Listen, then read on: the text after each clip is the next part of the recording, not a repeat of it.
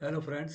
स्वागत है आपका एक बार फिर नए जॉब अपडेट के साथ। इस बार का जो जॉब अपडेट होने वाला है वो आईटीआई स्टूडेंट के लिए, इंजीनियरिंग स्टूडेंट के लिए होने वाला है।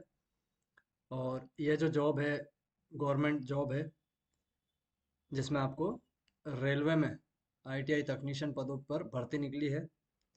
तो इस वीडियो को मिस ना करें, स्किप ना करें, पूरी इस वीडियो को देखें, क्योंकि इस वीडियो में मैं आपको स्टेप बाय स्टेप पूरी प्रोसेस, अप्लाई करने तक की पूरी प्रोसेस बताने वाला हूँ।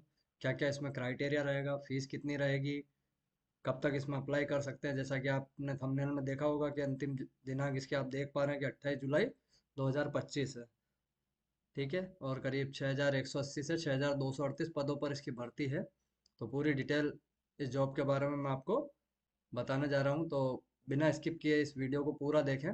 और अगर आप चैनल पर नए आए हैं तो सब्सक्राइब जरूर कर लें, क्योंकि प्राइवेट सेक्टर और गवर्नमेंट सेक्टर के सभी जॉब अपडेट आपको इस चैनल पर रेगुलर मिलेंगे। कोई भी दिन ऐसा नहीं होगा जब आपको जॉब के अपडेट नहीं दिए जाएंगे। तो आप इस चैनल को सब्सक्राइब कर लें, अपने दोस्तों के साथ शेयर भी करें, और वीडियो अच्छी लगे तो लाइक भी करें। तो चलिए शुरुआत करते हैं, अपन वीडियो को आगे बढ़ाते हैं। सबसे पहले हम बात कर लेते हैं इसमें इम्पोर्टेंट डेट की। इम्पोर्टेंट डेट की देखिए, नोटिफिकेशन इसका निकला था जून में 2025 में। और एप्लीकेशन जो स्टार्ट हुई है वो 28 जून 2025 से स्टार्ट हो चुकी है। राइट। और इसकी लास्ट डेट जो अप्लाई करने की है 28 जुलाई 2025 की है। तो आप अगर इसमें अप्लाई करना चाहते हैं तो अभी से एक्टिव हो जाए, क्योंकि अंतिम तिथि में फिर सर्वर डाउन चलता है और आपकी एप्लीकेशन रह जाती है, आप एक अच्छी जॉब से रह जाते हैं। ठीक है। फी पेमेंट का भुगतान भी आपको 28 जुलाई को ही करना है इसके अंदर। तो ये इसकी इम्पोर्टेंट डेट जो आप नोट करना चाहें तो नोट कर सकते हैं। आगे चलते हैं हम इसमें नए नए पेज पर। एप्लीकेशन फीस देखिए, जनरल, ईडब्ल्यूएस और ओबीसी से 500 रुपये इसमें फीस लगने वाली है। एससी एसटी और फिजिकल हैंडीकैप है ना, विकलांग से, जो विकलांग कैटेगरी से है उनको विकलांग का सर्टिफिकेट भी बताना होगा, उनसे 250 लगने वाली है। और ऑल कैटेगरी फीमेल, फीमेल की जो भी कैटेगरी है, चाहे वो जनरल हो, एसी हो, एसटी हो, कोई भी हो, उनसे फीस 250 होने वाली है। और करेक्शन चार्ज 250, यानी आपने एप्लीकेशन के अंदर किसी भी तरह की गलती कर दी है, नाम में गलती कर दी है, डेट ऑफ बर्थ में गलती कर दी, यानी एप्लीकेशन फिल करते समय आपने किसी भी तरह की गलती कर दी, तो आपको करेक्शन चार्ज जो है 250 रुपये देना पड़ेगा। आप इसका payment credit card, debit card, net banking या ई चालान बनवा कर भी ऑफलाइन भी कर सकते हैं। डेबिट कार्ड मतलब आप अपने एटीएम से भी कर सकते हैं, या किसी कंप्यूटर वाले के यहाँ जाकर, ई मित्र वाले के यहाँ जाकर भी ये काम करवा सकते हैं आप। और अगले पेज पर चलते हैं, एज लिमिट की बात कर लेते हैं। देखिए, पहले मैं आपको बता देता हूँ, इसमें दो पोस्ट है। एक तो ग्रेड थर्ड है और एक ग्रेड वन सिग्नल है। ठीक है। तो ग्रेड वन सिग्नल में 3 ईयर्स एज है, एज लिमिट, और ग्रेड थर्ड में 30 ईयर्स है। बाकी जो एससी एसटी या फिजिकल हैंडीकैप्ड या गर्ल्स को जो छूट मिलती है वो आप डिटेल नोटिफिकेशन में देख सकते हैं। वो मैं आपको बताऊंगा अभी कि किस तरह से छूट वगैरह इसमें दी है। और मिनिमम एज आपकी जो होनी चाहिए वो 18 साल होनी चाहिए। ठीक है। अगले पेज पर चलते हैं हम, यहाँ पर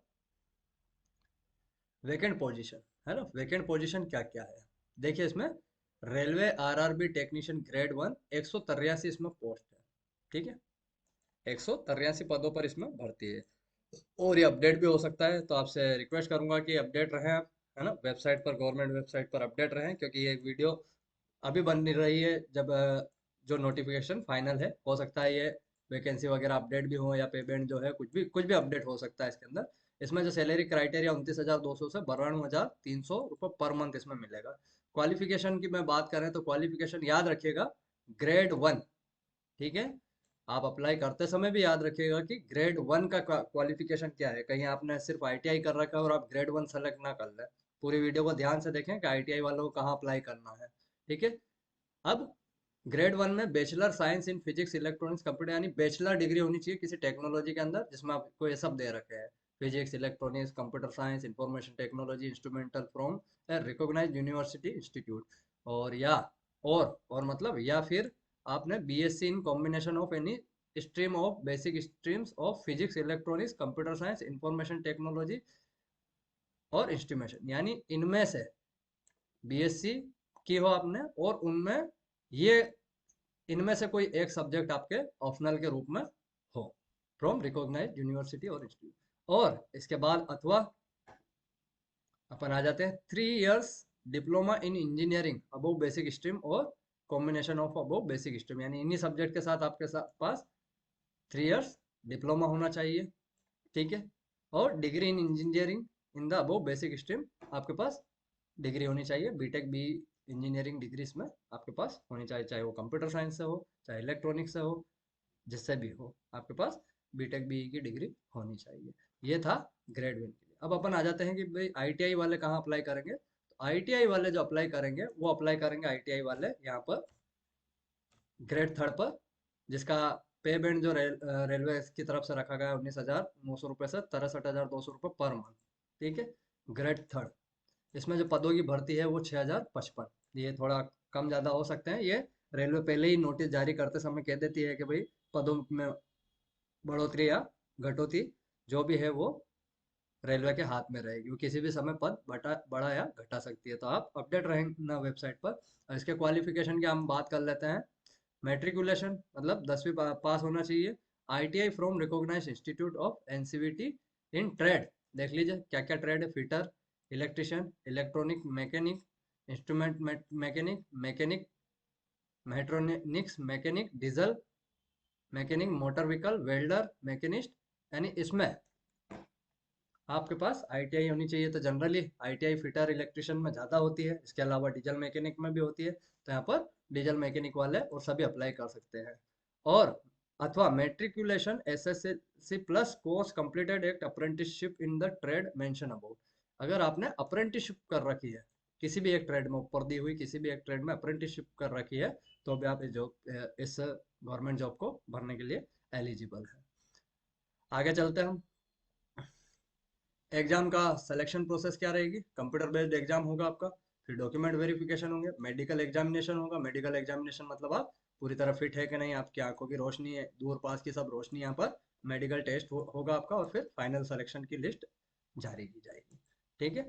तो आपके सारे डॉक्यूमेंट वेरिफिकेशन होंगे कंप्लीट, आपको डॉक्यूमेंट रखना है, सारे मार्कशीट डिग्री वगैरह सब आपको कंप्लीट रखनी है। आगे चलते हैं हम। एप्लीकेशन लिंक, देखिए एप्लीकेशन लिंक जो है मैंने यहाँ पर दिया लिखा है, इसको मैं डिस्क्रिप्शन में भी आपको दे दूंगा एप्लीकेशन लिंक। इसको अपन ओपन करते हैं यहाँ पर। तो यहाँ पर हमारे सामने इस तरह से एक एप्लीकेशन लिंक ओपन हो जाएगा। ठीक है। आप यहाँ पर ध्यान से देख रहे हैं, .gov.in देख पा रहे हैं ना। तो .gov.in का मतलब क्या है कि ये गवर्नमेंट वेबसाइट है जहाँ पर आप अप्लाई करने जा रहे हैं। ठीक है। तो आपको अप्लाई करते समय याद रखना है कि अप्लाई करते समय सबसे पहले ये देख लो कि 28 जुलाई इसकी लास्ट डेट है। और अगर आप सिर्फ आईटीआई कर रखा है तो ये ग्रेड थर्ड पर जाकर के अप्लाई, इसके सामने ग्रेड थर्ड पोस्ट अप्लाई पर क्लिक करना है, राइट। अगर आपने बैचलर डिग्री या इंजीनियरिंग कर रखी है तो आप ग्रेड वन सिग्नल में जा सकते हैं। ठीक है। तो यहाँ पर आपको अगर आईटीआई है तो यहाँ पर आपको अप्लाई पर क्लिक करना है। जैसे आप अप्लाई पर क्लिक करेंगे आपके सामने इस तरह की विंडो आ जाएगी। Login with Aadhaar, login with RRB account credential, यानी पहले किसी भर्ती में आपने आरआरबी में अपना लॉगिन क्रेडेंशियल बना रखा है तो आप इन दोनों में से किसी एक को सेलेक्ट कर सकते हैं। ठीक है। और अगर आप पहली बार रेलवे में आरआरबी में अप्लाई कर रहे हैं तो आपको क्या करना पड़ेगा, क्रिएट एन अकाउंट पर क्लिक करना पड़ेगा। ठीक है। क्रिएट एन अकाउंट पर क्लिक करेंगे। क्या कह रहा है, candidate who have already created an account, जिस कैंडिडेट ने ऑलरेडी अकाउंट बना रखा है, NECN issued by RRB 2024 are not required to register again. अगर उसने 2024 में किसी कैंडिडेट ने पहले से ही किसी रेलवे रिक्वायरमेंट बोर्ड में अपनी लॉगिन आईडी बना रखी है तो उसको यहाँ पर लॉगिन करने की जरूरत नहीं है, क्रिएट अकाउंट करने की जरूरत नहीं है। They should log in using the same user name and password, उस पुराने ही यूजर नेम और पासवर्ड से आप अप्लाई कर सकते हैं। ओके। सबसे पहले यहाँ पर आ जाएगा नेशनलिटी, नेशनलिटी में आप इंडिया सेलेक्ट कर लेंगे। ठीक है। फुल नेम, सपोज कीजिए कि आप किसी का नाम है सुरेश कुमार। ठीक है। सुरेश कुमार, ये कैपिटल लेटर में ही आएगा ऑटोमेटिक, है ना। और आपको अगर कैपिटल लेटर में नहीं हो तो बड़ी एबीसीडी मतलब कैपिटल लेटर में हर चीज को ये 2 बार टाइप करवाएगा। ठीक है। Have you change your name, क्या आप नाम चेंज करते हैं, नो। ठीक है। डेट ऑफ बर्थ हम सेलेक्ट कर लेते हैं यहाँ पर। डेट ऑफ बर्थ आपकी क्या है तो आपको डेट ऑफ बर्थ अपनी सेलेक्ट कर लेनी है। सपोज कीजिए कि आपकी डेट ऑफ बर्थ हर 13 जुलाई 2005 है, यानी 18 साल से ज़्यादा के हो गए आप।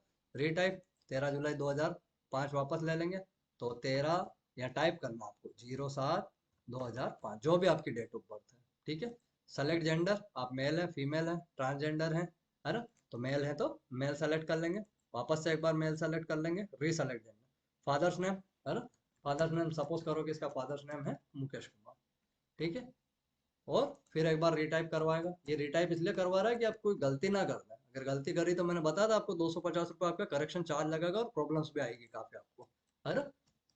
मदर नेम मान लो सुनीता बाई है, ठीक है। रीटाइप मदर नेम कर देते हैं यहाँ पर सुनीता बाई। कॉन्टेक्ट डिटेल्स, आपका contact detail Suresh Kumar 12345 @gmail.com, जो भी आपका। अब जैसे ही आप जनरेट ओटीपी पे क्लिक करेंगे तो आपके इस मेल आईडी पर ओटीपी आएगा जो आपको यहाँ पर भरना होगा, ठीक है। याद रखें कि मेल आईडी का पासवर्ड वगैरह आपको पता होना चाहिए, वही मेल आईडी आप यहाँ पर लिखें। ऐसा ना हो कि आपके एग्जाम हो जाए, आपका सिलेक्शन हो जाए और ये मेल आईडी ही ओपन ना हो। तो इसका विशेष रूप से आप ध्यान रखिएगा, क्योंकि इसके आगे भी आपको जरूरत पड़ेगी। उसी की तरह मोबाइल नंबर भी आपका परमानेंट जो है होता है, वो मोबाइल नंबर भी आपका एक परमानेंट होना चाहिए कि भाई आपका मोबाइल नंबर जो भी परमानेंट है वो मोबाइल नंबर एक परमानेंट हो। जो भी मोबाइल नंबर डालोगे आप, जनरेट ओटीपी करोगे तो आपके पास यहाँ पर ओटीपी आ जाएगा, ठीक है। यहाँ पर ओटीपी, ओके। फिर यहाँ पर पासवर्ड, पासवर्ड का भी आपको ध्यान रखना है, ठीक है। पासवर्ड को आप यहाँ पर पढ़ लीजिए एक बार क्या दे रहा है यहाँ पर। Password should be combination of capital letter, एक बड़ी एबीसीडी, स्मॉल लेटर, कोई छोटी ABCD, special character, @ hash and numbers. इसका कॉम्बिनेशन कोई पासवर्ड होना चाहिए, ठीक है। तो कॉम्बिनेशन पासवर्ड में यहाँ पर जैसे सुरेश कुमार है तो सुरेश कुमार @45678।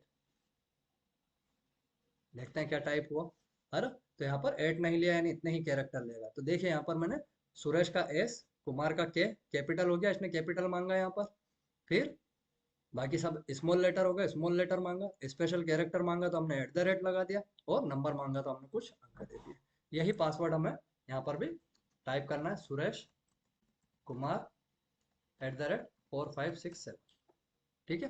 ये मैच हो जाएगा तो ऑटोमेटिक राइट लग जाएगा, और अगर मैच नहीं होगा तो ये गलत बता देगा।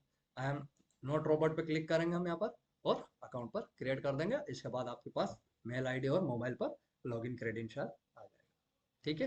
तो बहुत ही ध्यान से आपको ये भरना है, और वीडियो को एंड करें उससे पहले आप समझ लीजिए। इंपॉर्टेंट चीज़ आपको मैं बता देता हूँ इसके अंदर, कि वीडियो को एंड करने से पहले आप आरआरबी के अपडेटेड नोटिफिकेशन को अवश्य पढ़ना है, ठीक है।